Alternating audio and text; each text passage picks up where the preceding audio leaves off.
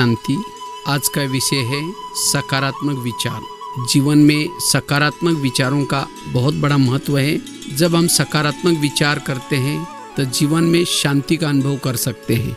सकारात्मक विचार से ही एकाग्रता आती है। सकारात्मक विचार जिससे हम अंतर्मुखी बन सकते हैं, जिससे धैर्यचित रह सकते हैं, जिससे हम अपने विचारों में महान बन सकते हैं।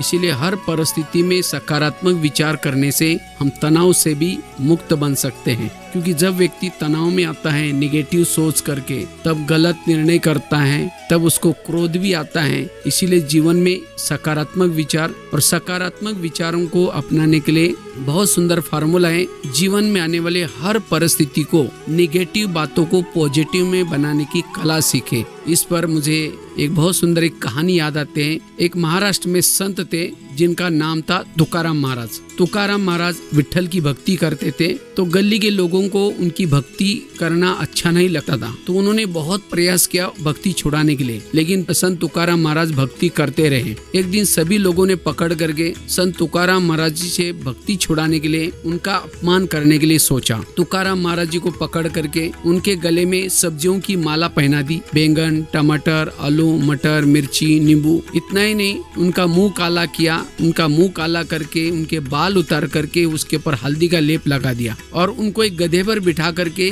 गली गली में घुमाया। इतना भी नहीं करके छोड़ा, उनके घर के सामने लाया। पत्नी को बुला करके कहा, इनको हमने बहुत समझाया लेकिन नहीं माना, इसीलिए ऐसा किया। जब पत्नी देखते मेरे पति के साथ ऐसा किया, तो उनको रहा नहीं गया। उन्होंने सभी को गाली देना शुरू किया। जब गाली देते हैं, तुकाराम महाराज अपनी सब्जी का माला दिखा करके कहते हैं, इनको गाली क्यों दे रहे हैं? ये लोगों ने अपने लिए 8 दिन के लिए सब्जी ला कर दी है। और कहा, इनको गाली क्यों दे रहे हैं? मैंने बहुत दिनों से अपना गाँव नहीं देखा था, ये लोगों ने मुझे गली गली का घर घर घुमा के लाए। और उनको गाली मत देना, क्योंकि मेरे सिर में तो बहुत दिनों से फोड़े हो रहे थे। ये लोगों ने बाल उतार करके उसके ऊपर हल्दी लगाई, उनको गाली मत देना।